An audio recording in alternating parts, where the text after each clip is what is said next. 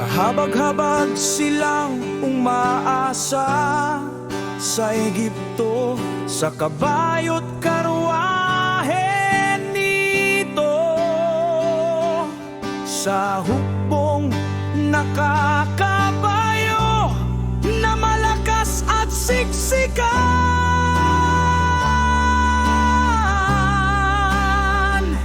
Ngunit hindi sila tumingin sa banal ng Israel at hindi humingi ng tulong kay Yahweh.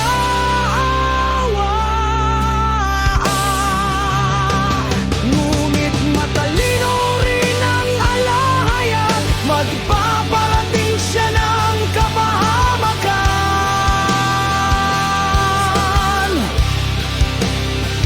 Hindi niya binabawi ang kanyang mga banta, lalaban siya sa mga masasama.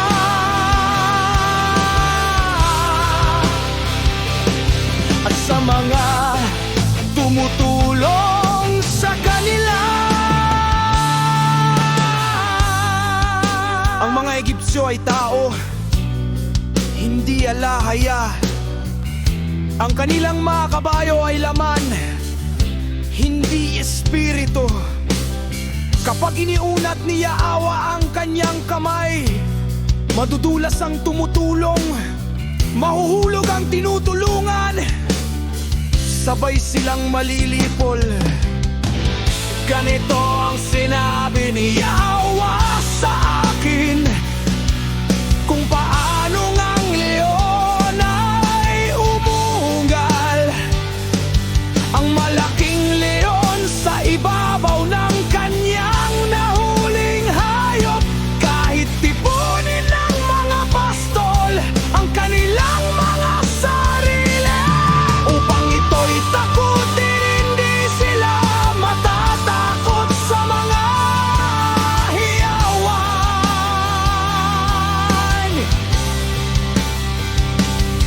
Ni matidisturbo sa ingay, gayon bababa si Yahweh na makapangyarihan sa lahat,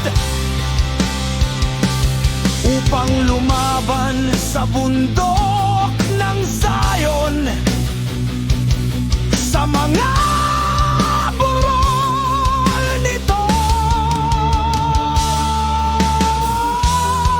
Parang mga ibong lumilipad sa itaas, ipagtatanggol ni Yahweh na makapangyarihan sa lahat ang Jerusalem. Ipagtatanggol niya, ito ang ililigtas. Patatawarin niya ito at aalisan ng panganib. Manumbalik kayo, mga Israelita, sa kanya na inyong kinasuklaman.